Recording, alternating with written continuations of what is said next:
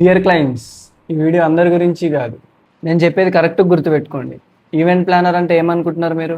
Payment ఇస్తే ఏదైనా అనేయచ్చు, వీడు మన మాటనే వింటాడు అనుకుంటున్నారా?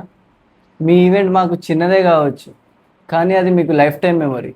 దానికోసం ఈవెంట్ వారం రోజుల ముందు నుంచి decor designing, production, catering, DJ, lighting, dance floor, special effects, vendors అందరికీ కాల్ చేసి ఈవెంట్ రోజు టైంకి ఉండమని చెప్పి డీల్ని క్లోజ్ చేస్తే ఈవెంట్ రోజు ఎగ్జిక్యూషన్కి వచ్చేసరికి పగలనక రాత్రనక డెకార్ని మొత్తం ఎగ్జిక్యూట్ చేశాక వెదర్ కండిషన్స్ వల్ల డెకార్ సెట్లు కింద పడిపోతే ఆ బాధ మింగలేక కక్కలేక మా కష్టమంతా వృధా అయిపోయిందన్న బాధతో కోపంలో మా టీంని అందరినీ తిట్టేస్తాం. మీరు వచ్చేలోపు సెట్లు అన్నీ రెడీ అయిపోవాలని హరీబరీగా స్పీడ్గా చేస్తుంటే టెన్షన్కి ఎక్కడ హార్ట్ అటాక్ వస్తుందా అని భయంతో కూల్ అయ్యి మిగిలిన వెండర్స్ అందరికీ కాల్ చేసిన తర్వాత ఆ వెండర్స్ ఏమో వాళ్ళు ట్రాఫిక్లో ఇరుక్కున్న వర్షం పడుతుంది వాళ్ళు అన్ని సాకులు చెప్పాక కూడా అమౌంట్ ఎక్కువైనా పర్లేదు వేరే వెండర్ని చూసుకొని ఆ వెండర్ని ఎప్పటికప్పుడు సైట్కి పిలిచి క్లయింట్ వెన్యూకి వచ్చేసరికి ప్రతి ఒక్కటి రెడీ చేసేస్తాం.